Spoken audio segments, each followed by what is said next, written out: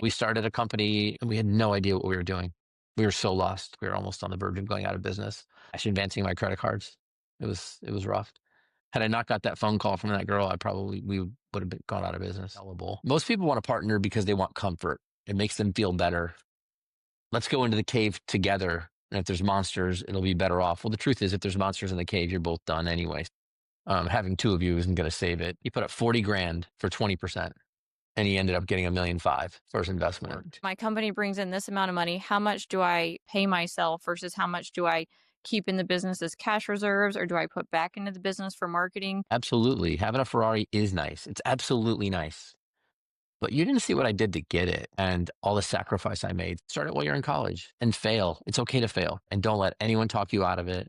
Don't even tell people what you're doing, because everyone around you will tell you why you can't do it. When everybody else is just doing stupid shit in college, spend your nights building an empire. One day you wake up and you're like, I don't ever have to work again, ever, like ever. My grandkids don't have to work again. Hi, I'm Rebecca. Welcome to Business Owner Conversations. Today we're talking with John. He dropped out of college and then kind of turned into a serial entrepreneur. He's started a lot of businesses, sold a lot of businesses, bought businesses, and he's made a lot of money. You can find him on Instagram at the only John William. Let's talk to him and see how he did it and what advice he has to share.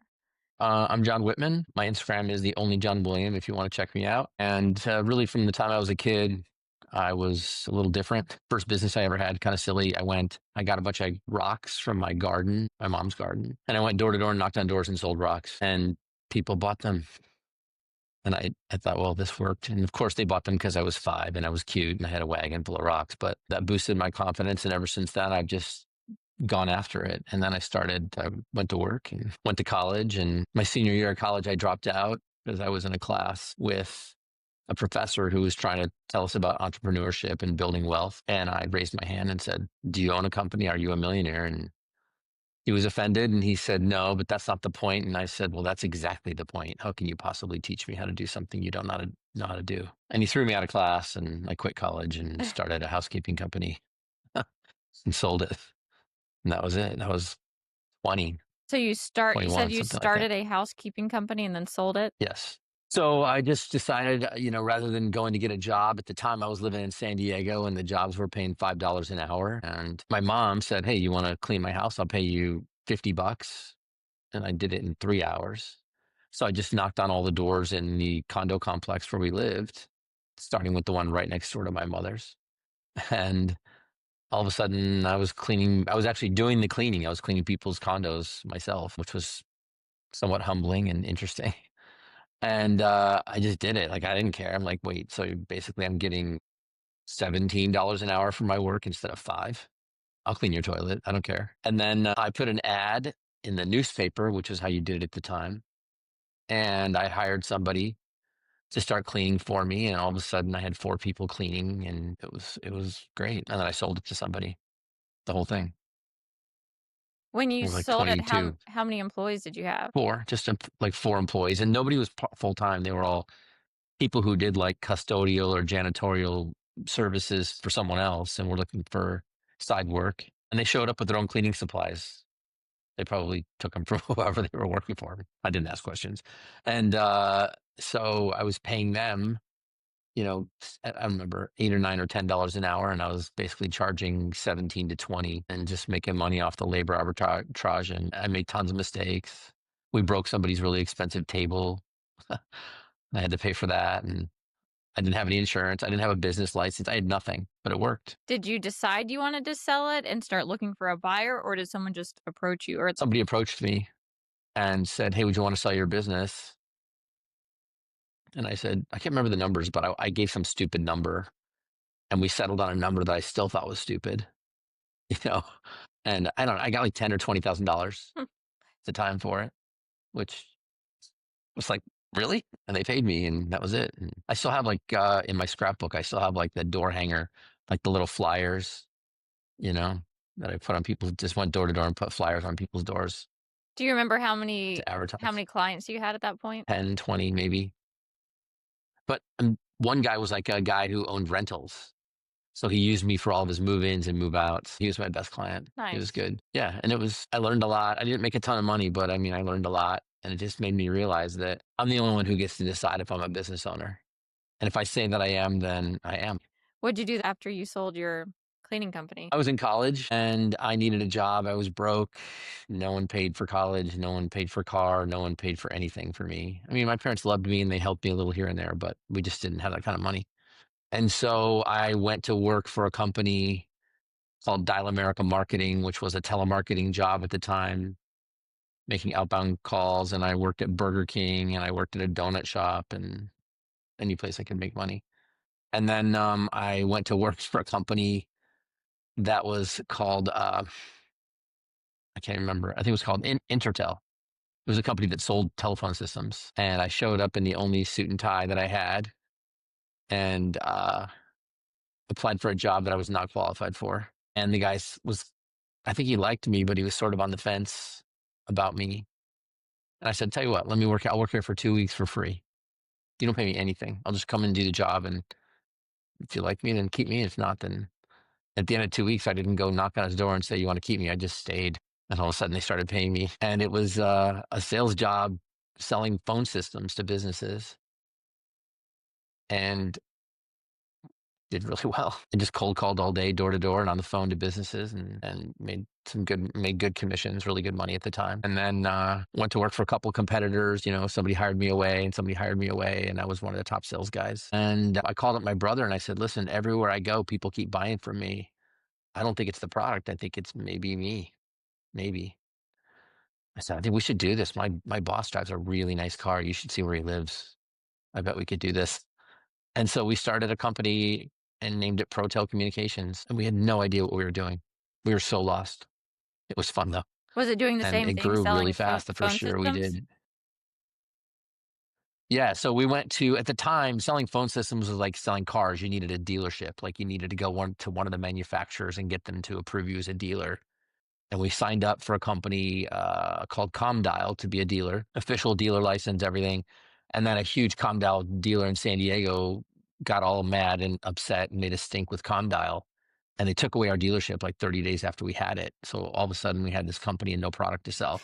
Of course. So we just started buying used phone systems because I knew, I'd been in the business a while. There was a kind of a secondary market, just like used cars, and started buying and selling used phone systems and we were barely getting by. We got down to like 10 grand in the bank. We were almost on the verge of going out of business. Cash advancing my credit cards. It was rough. And then one day, one of the companies that I had sold a phone system 2 years ago, I kept friends with like an office manager because I was kind of dating her. And so she was like, "Hey, we want to get a maintenance agreement on our phone system. Do you guys know how to work on this?" And I said, "Yeah, like the technicians we have, I hired away from that company. So in fact, I have the guy who installed your phone system working for me. He installed it." And so we started selling phone maintenance agreements, which is not what I set out to do. And very quickly, we started selling a whole bunch of maintenance agreements to customers that had Executone, which was a brand at the time. Phone systems, they're out of business now, but they were big at the time. And we got a cease and desist letter from them saying, "Don't do this." And I just threw it in the trash. I'm like, "Sue me. I'm not afraid of you. This is California. It's pretty tough to restrict me from working and making an income." So one day they asked for a meeting and said, "Hey, we're tired of fighting you. Do you want to be a dealer?" We said, "Yeah. Yes, we do." And we sold, like the first year, we sold $1 million worth of their stuff. Oh, wow. And that was back in like 1997 or whatever. And then we just grew kind of 50% a year thereafter and grew and grew and grew and kept and did really well. And I just got lucky. Had I not got that phone call from that girl, we would have gone out of business. So did the maintenance plans bring in more, or the selling of the new systems bring in more? The maintenance plans were almost pure profit. So you'd sell someone a maintenance and nothing broke. Or when it did break, it was so cheap for us to fix it. I mean, there were times when literally we'd go in and we'd turn off the phone system and turn it back on. So it would work. Unplug, plug back in, turn off, turn on. Yeah. Yeah. And so we could buy the used parts cheap, and our techs knew how to reset the things. And the companies, they didn't care. They just wanted someone to take care of them. And they didn't care how long it took. In fact, they wanted it to be 30 seconds to fix it. They weren't mad if we fixed it in 30 seconds. They were happy. So that was good. And then we sold phone systems. And what I realized, it took me 10 years to realize it, but it was the recurring revenue that really made my company sellable. And maintenance agreements were just recurring revenue. And then we stopped selling phone systems and started renting phone systems, just saying, you give me an installation fee and we'll put your phone system in and you just pay us monthly rent forever. I can't remember the exact, I think it was like at the end of 4 years, we would give you like some huge credit towards another one, free installation of another one if you just extended another 4 years. And all of a sudden we had this big recurring revenue stream with maintenance agreements. People still paid cash for the phone systems, but we were the finance company. We were like holding all the risk and everything. But when people didn't pay, their phone system would just magically stop working because we could dial in and turn it off. I don't know if that was legal at the time, whatever. It was 20 years ago. They'd call up and go, "Hey, our phone system's not working." We're like, "Yeah, well, it looks like you owe us a rental payment." And then they'd pay the rent payment and all of a sudden it would start working again. So I'm not sure that I would do that now, but it worked at the time and I sold that company too. So you can be the best phone salesman in the world, but that's a completely different skill set from owning and operating a business and managing the employees and figuring out sales tax and figuring out the HR side of things and just the business structure. How did you learn those skills? Or was that a learning curve or did it just come natural? I mean, I was kind of a jack of all trades, master of none. I was definitely good at selling and I was unafraid to try new things, but I just found a really good phone technician and hired that person, for $5 an hour more than they were making and made them, and treated them well, like made them feel like they were part of the deal, right? Instead of just another employee at a big company, they were an important employee at my small company, and showed them respect, and then did the same thing for my brother. At the time was my business partner, and he was an accountant by trade. So he handled, we basically, you have to sell it, you have to install it, and then you have to collect the money. That was kind of the three things we had to do, and we just did a lot of that ourselves. And if we had a big installation, it was all hands on deck. My brother and I would put on T-shirts that said our company name on it, like the couple of installers we had, and all four of us were out there till 4 a.m, installing the phone system and cutting it over and doing whatever we had to do. And then we just sort of hired people, one person to run service and one person to run installs and one person to kind of run the office accounting HR stuff ish. I think people worked for me for 20 years, a long time. Same people. Okay, so going into business with your brother, what is that like? What advice would you have for someone looking to go into business when they're trying to decide, do I do it by myself? Do I go in with a partner? Do I go in with family? It was good for a lot of years and then it was bad at the end. I would say this, that I've learned that I'm not good with partners, and I don't think most people are. Almost all partnerships end badly at some point. It's very difficult to maintain, especially for a long-term thing. In the beginning, everyone's gung-ho. And then, something as simple as his wife and or my wife are bending our ears about why we're the more valuable part of the equation, normal. And maybe we were, maybe we weren't. It's difficult. So I would say if I was going to do it again, and I've started many businesses, I would never have a partner ever again, unless I was going to say, all right, I'll give you 5% or 10% or 20%. And I can buy you out at any time within the first 6 months, a year for $1 or something like that. And then after that, I can buy you out at any time for this amount of money. I would say, unless you absolutely need a skill set that is unavailable to buy at any price in the marketplace, don't get a partner unless there's like one person who just on earth, who's the only person who knows how to do this one thing you need or has the massive client list of people you need to market to or something that makes them so valuable. But I would never, ever be a minority partner ever. And I would really never want to be a partner just because if you're an entrepreneur, most people want a partner because they want comfort. It makes them feel better. Like, let's go into the cave together. And if there's monsters, it'll be better off. Well, the truth is, if there's monsters in the cave, you're both done anyway. Having two of you isn't going to save it. I would say generally start your own. If you don't have the money, borrow the money, even if you had to pay 20% interest on it. Better to pay that than pay someone equity. Because when I started it with my brother, we got an investor. He was a silent investor. He put up 40 grand for 20%. And he ended up getting $1.5 million for his investment over time. When it sold or his cut of yearly? Both. Total of everything, yeah. Because I bought him out, and I bought him out before I sold it. I bought him out about 6 or 7 years. But And no begrudging him. I mean, he did everything he said he would do. He put up the money and he just stayed out of it. He was the world's best silent partner you could have. Still friends with the guy. Good guy. Was But it it cost me hard? dearly. I mean, Was it hard to go find ahead. a silent investor, or was it just someone that you already knew that you knew would be willing to? It's not that hard. I mean, I knew him personally. He was a friend of mine, um, older than me, like 10 years older than me, and was established, and he had lots of cash. So, and it was a good investment for him. And at the time, I couldn't have done it without him what I should have done is just gone around and borrowed the 40 grand. The nice thing about taking the investment money is if it goes out of business, I only lose my money. I don't lose his 40 grand. He loses it, right? It's his investment. He's putting it at risk. But when you get an investor, you often end up suing each other. Same with that when you have a partner, you end up suing each other. So because nobody's happy with the deal. So I would rather just borrow the money, and I think most people are afraid to do that. Most people are living either paycheck to paycheck or comfortably with their spending habits, and they don't want to change their spending habits and sacrifice to go do something that will pay dividends forever. And that's hard. It's a hard decision to make. It's scary. After you sold that business, correct me if I'm wrong, you continued to just buy businesses and sell them? Correct. Yes. I bought real estate, sold it, bought stocks, publicly traded companies. I bought businesses.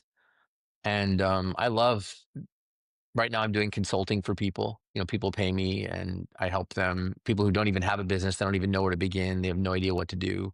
I help them. And then I also help big businesses run. But what I really love doing is finding distressed companies that have been owned by someone for 10 or 20 years, usually somebody older than me, and they don't have any relatives who want to take it over and they don't know what to do with it. So you can go in sometimes and buy those businesses. Ideally, they'll even carry the paper. You can get people you can go in and say, I'll give you this amount down and then I'll give you this amount over time. Sometimes they'll take that and you buy it. But when you see a business like that, a lot of times there's a lot of inefficiency that the owner doesn't see, that only a new person, you or me or anybody else could walk in and it's obvious what you could change, but the people who've been running it for 20 years don't see it. And the trick is you can't go in and buy it out and say, hey, listen, I'm going to gut this place after I buy it, which is really could sound evil or bad to a non-business owner, but an investor is like, sorry, the receptionist has got to go. Sorry, this person's got to go. Sorry, because you just don't need them.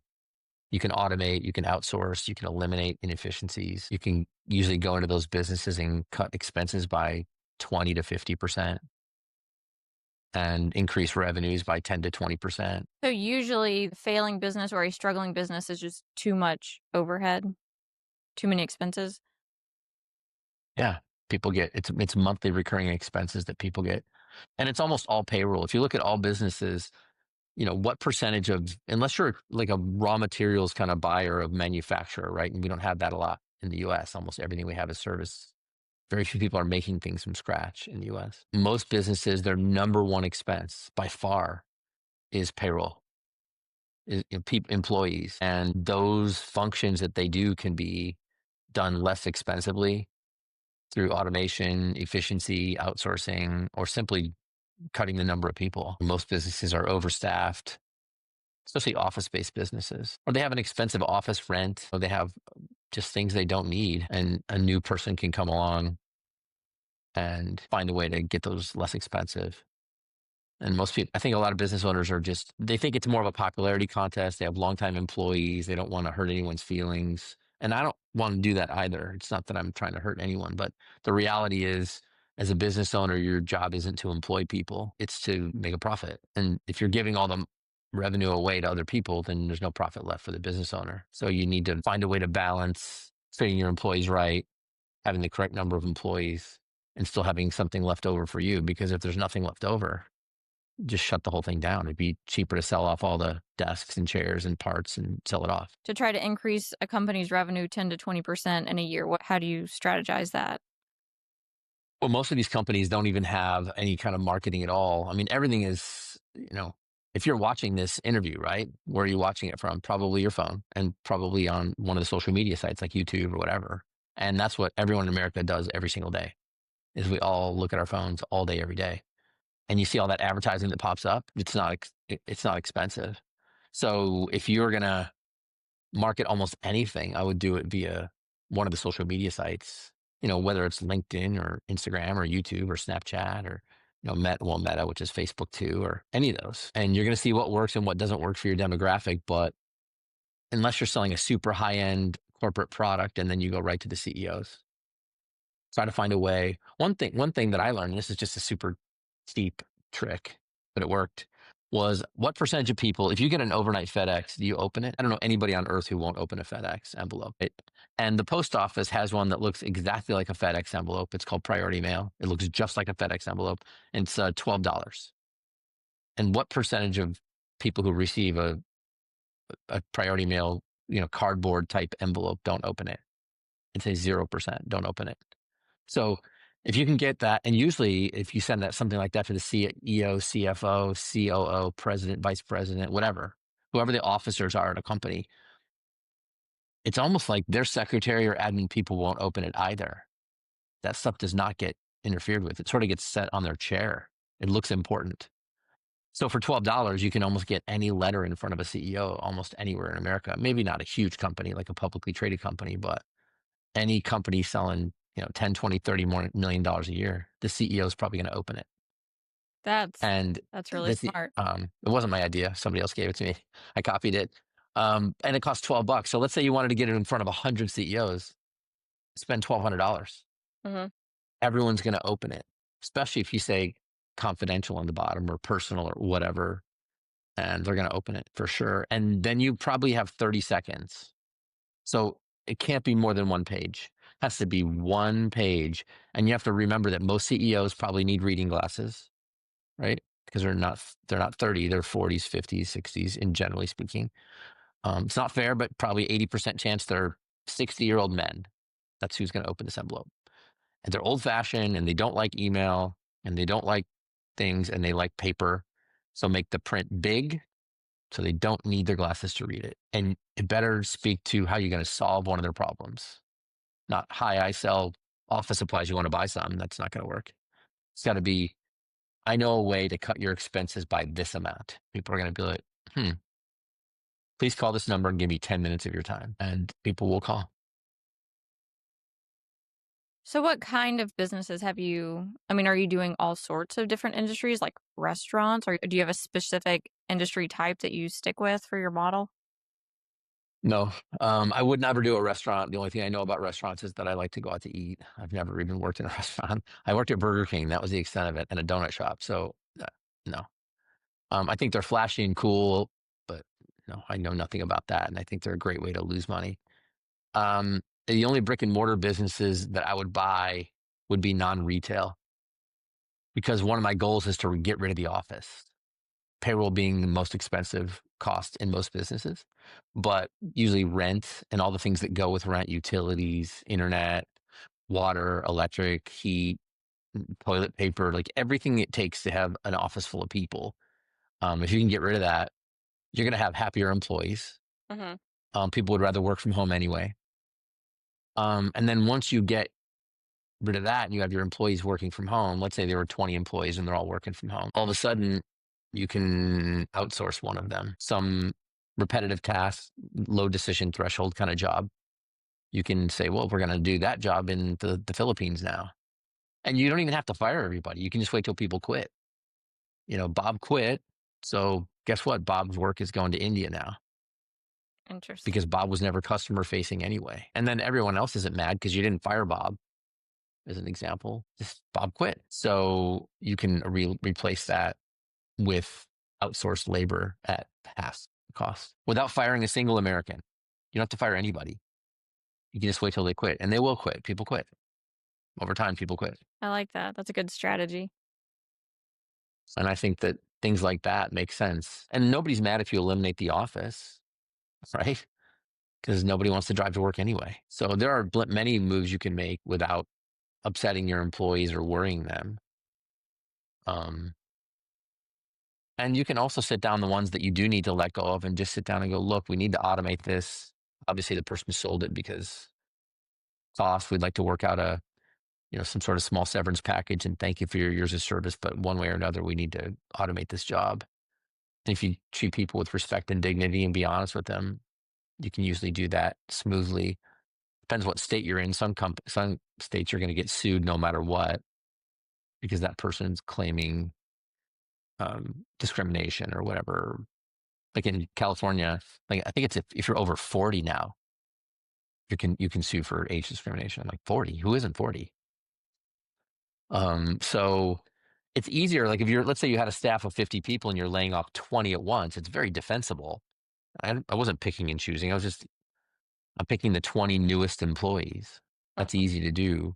Pretty tough for people to employ and say you picked me because, or you could say I'm, firing the 20 most expensive employees. As long as you have some sort of logic to back it up, no one can say you're firing me because I'm white and short or whatever, which you want to avoid. So a lot of the business owners that I talk to struggle with figuring out, okay, my company brings in this amount of money. How much do I take home and bring to my family and pay myself versus how much do I keep in the business as cash reserves or do I put back into the business for marketing? What advice would you give to someone who's struggling with that? Yeah, I would say pay yourself first. Like that's the whole point, right? I've pretty much owned a business since I was 20 and I'm 58. So this is all I really know how to do. Had some jobs, but if I'm going to be up all night, and owning a business is like the highest highs and the lowest lows, right? People I've said to me, must be nice when they see your house or your car or whatever. And I think, yeah, that is the nice part. Absolutely. Having a Ferrari is nice. It's absolutely nice. But you didn't see what I did to get it and all the sacrifice I made. So when it came time to decide, should I have the thing that I've always wanted, which is what keeps me motivating to keep doing it, providing a better life. I have 6 kids. I provide a great life for my kids. Um, yeah, pay yourself first. And once you've established yourself, use other people's money to grow because banks and people are dying to loan money. That's what they do all day. You think like, oh, how am I going to get a loan? Trust me, the banks want you to borrow money. That's their whole goal. They don't make any money on just having it sitting there. They want to lend you money. And so if you go in with a good story, they'll lend you money. They'll give you a line of credit. And ideally, once you establish yourself, you don't have to personally guarantee it anymore either. So if the business fails, they lose their money, not you.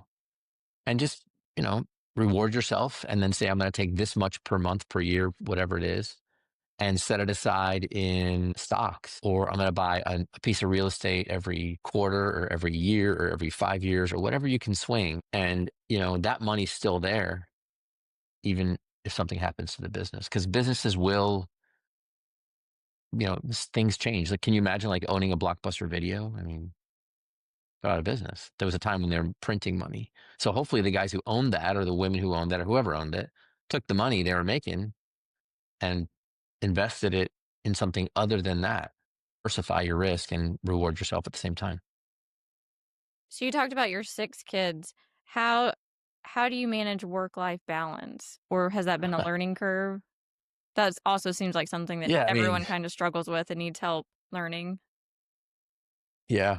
I mean, so that's when I started my Instagram, that was a big part of why people follow me is because I have 6 kids. So I have a 19 and an 18-year-old. They're off at college. And I was paying my ex, who's a very good mother, by the way, a four, can I say almost 41,000 a month. I was paying her Oh, wow. for 7 years, 40,846 to be exact. Um, that was a fortune anyway, and that just ended, which is hallelujah. Um, and the others are, they're little. They're 8, 6, 5, and 4. And I was married, and all of a sudden, she filed for divorce, and now I have them 4 nights a week. I have 4 little kids 4 nights a week. So if I can do this and stay fit and be a good dad, everyone can. You know, start with getting up early. I get up before them and make my bed and do my push-ups, and I'm not thinking, oh boy, what am I making for breakfast? I already decided the night before. Oh, I got to get backpacks together. It's done the night before. And so you just have to make a plan and do it. And then, like right now, I've got this time where they're all at school because I pick them up. I take them to school 4 days a week. 4 little kids, 4 days a week. I take to school. which seems like a lot when I say it, but I don't know, it doesn't seem that hard. And so I just do it. And then I have an alarm on my phone that says at 2:20 I have to leave the house to go get in the pickup line. And I pick them up, and they don't care if they don't want to be brought home and dropped off so I can get back to work. They're like, "Dad, where are we going? What are we doing today, Dad? Which playground are we going to?" Or whatever, you know? And so I think you just have to decide, like, and that's one of the beauties of owning a company is I can't imagine, how can I do this if I had a job? So how do you get It's to the point in impossible. a company to where you're not like in the day-to-day running and managing it, leading your employees every day? How do you get to the point where you're kind of a step up where you own it and you get to collect money from it, but you're not in the day-to-day mess of it? You try to recruit and find people who are particularly good. Like, let's say you decide, okay, I've got three areas of my business. I've got someone who does selling, I've got someone who does installing, and I got someone who does sort of office collecting money, that kind of plans the Christmas party, pays the bills, that kind of thing. Kind of an officey kind of person. So instead of picking another person like yourself, that, if you pick someone like yourself, that person's going to quit and go start another business on their own and be your competitor, which you don't want. You don't want to teach them how to compete with you. So you want to pick people who are amazing, that are really amazing at that one area of your business, and pay them well and treat them well. But they don't have the entire skill set, or at least the funny thing is they probably do, but they believe they don't, to go do it on their own. And they don't want to. That's not the kind of the person they are. They're risk averse. So they'd rather work at a good company with a good job and run that department. But they don't have the ability or the desire to, they're not going to steal from you. They're not going to cheat you. They're not going to go off and do their own. So if you can figure out what your two or three key areas are in your business and hire a person for each of those areas, it's sustainable, right? But it's when you put one person in charge of all of it that you're at risk, because that person has the ability to ruin your business, steal from you if they're dishonest, and not all of them are, obviously, or go start their own. It's very rare to find someone as good as yourself that's kind of a jack of all trades, that can run the whole company, that wants to run your company. Eventually, they're knocking on your door saying, "Hey, I want part of your company. Give me a piece of it, 10, 20, 30, 40%." And when you tell them no, they're angry and bitter, and it's downhill from there. And I've had that happen. I had a guy steal $2 million from me that I didn't know over time. Hmm. I mean, he was hiring employees, running them through the payroll, and they worked at his house on other projects that I didn't even know the names of the employees. Oh, wow. He had a cook. He had a chef Uh, at his house. Yeah, he had a construction project with people on my payroll doing construction for him. I didn't know. I trusted him. So if you hire yourself, it's at risk. They can be every bit as smart as you or smarter in specific areas, but I would avoid hiring another entrepreneur to run it. Just my experience, which is why I don't want to have a partner, yeah. because I don't want to vote on the decision either. I don't want to be like trying to talk my people into doing what I say. And my style of running a company is sustainable up to a certain size, but you really have to change that mentality completely if you want to really go. And I've never wanted to be that big. I've never wanted to be like $100 million company where you have to have a committee to form a committee. It's like you can't get anything done at those big companies. I just make a decision to go, it's over. That's it. We decided. So when you buy a company, you kind of tear it down, build it back up, do what it needs to do. At what point do you know that it's ready to sell? Usually I try to buy strategic companies to combine with another company that I'm involved in. Either I, invest in, or I'm helping someone start, or I own all of. Um, there's no magic point. Sometimes people approach you and say, "I want to buy your company." Sometimes you never sell it. Um, it just depends. Like, and sometimes it's just something that runs forever and throws off profit. And sometimes, you like, I've got rental properties that I've owned through a business since 2004 in Arizona, and they throw off profit every month, you know, and eventually I'll sell them and flip them into something bigger. But right now they're just positive cash flow. I've got that. I've got businesses. I've got things like that. And really right now, anything that's running on autopilot with four little kids, I'm sort of not looking to make a big change in my life right now. I mean, tomorrow I've got my My son's turning 9, and I'm responsible with cake, ice cream, presents, wrapping everything, like everything. There's no partner here. There's no woman like partner in the picture doing it with me. Maybe someday, but not right now. So what advice would you give to maybe someone in their early 20s, just gets out of school or maybe drops out of school, doesn't go to school, and they want to be an entrepreneur? What advice would you give them? I would say, and my son is 19, so that's a perfect example. I would say, look, first of all, C's get degrees. Just get your degree. It doesn't matter. Nobody cares in 2 years what your grade point average was. Nobody cares. And nobody cares where you went to college. Go to the cheapest college and get a degree, period. My son's not following that advice, but that's my advice to him anyway. And you got to let him live. You got to let him make his own choices, but um, get a degree. Just get it to cross it off your list. Even though I don't have one, I think there's nothing. If you have anybody that can help you get one, but go to a state college, get it cheap. During that time, you get a job doing something that you think will not be replaced with AI in the future. If I were 19, I would have my job to be work as a plumber, electrician, HVAC guy, roofing guy, for someone else. It's hard work. It keeps you fit. My son's jacked. He's super fit. And it pays better than working at a restaurant. It's not as fun, and you learn a skill set. And then when you get out of college, you can start your own. You can, try to go get a contractor's license in those things because those won't go away. But if you don't like those ideas and you want to build the next Instagram or you want to, whatever it is you want to do, I would say my number one advice is do it anyway. Do it right now. Right now, before you know anything about doing it, just do it anyway. Google, how do I do this? And start it while you're in college and fail. It's okay to fail. Right now, you can live off top ramen and bread and dreams and beer. Just do it.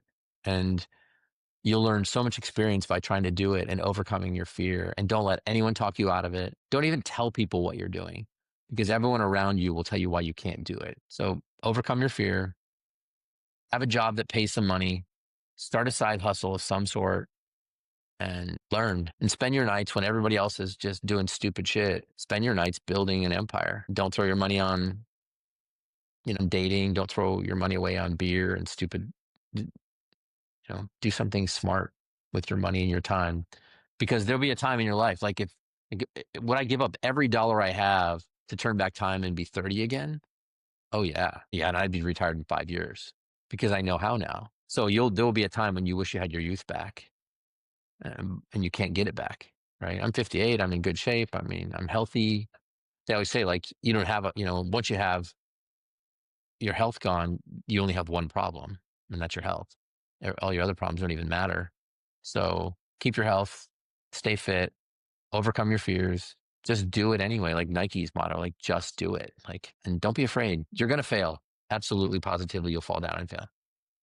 But remember when you're learning to walk and you fell down and you failed and you got back up anyway and it was okay.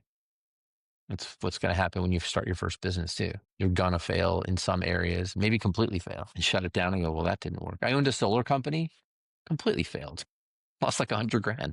Didn't know anything about it. It was the worst thing I've ever done, but might have made a fortune in it. And I just didn't. But I went on to do something else and made a fortune in that. If that was the worst one you've ever done, what would you say is the best one you've ever done? Outsourcing. I owned a company in the Philippines and one in Mexico and did outsourcing and sold the labor back to U.S. companies and printed money for a while. Oh, wow. It was crazy. It was so good. And now it's not, but it was so good. It was really, really good. And just like the guy who owns Blockbuster Video, you have to realize that it's all going to end someday, right? Do you think in 5 years you're going to walk into Starbucks and there's going to be a bunch of people working there making your drinks? No, there's not going to be anybody. You're going to walk up and talk to some machine that understands you perfectly and makes your drink perfectly and doesn't ask you for a 20% tip. So don't have a career working at Starbucks, now fine. But I went to this place locally the other day here in Dallas area. It's called Torchy's Tacos. It's kind of a little boutique-y kind of taco place. It's expensive. And you walk in and now they used to have 3 people like taking orders. They have 1 now. And that person's sort of ignoring you. They're just on their personal cell phone, ignoring customers anyway. And they have 2 kiosks. You walk up and the entire thing is automated. You click exactly what you want. You take, it just has like a sleeve full of cups. You grab the cup for your drink. You pay. And then it has the gall to ask if you want to tip. I'm like, am I tipping a machine? My options are 18, 20, or 22% tip on the machine. I'll choose no tip. Thank you. You're not doing it. It's not even a person. Don't even get me started And there's on tips. I could go all day on that stuff. Ugh. ridiculous. Yeah. So there's two people in the back making food and that's it. And like, they just put it on the counter and you grab it. That's coming like a freight train, unstoppable.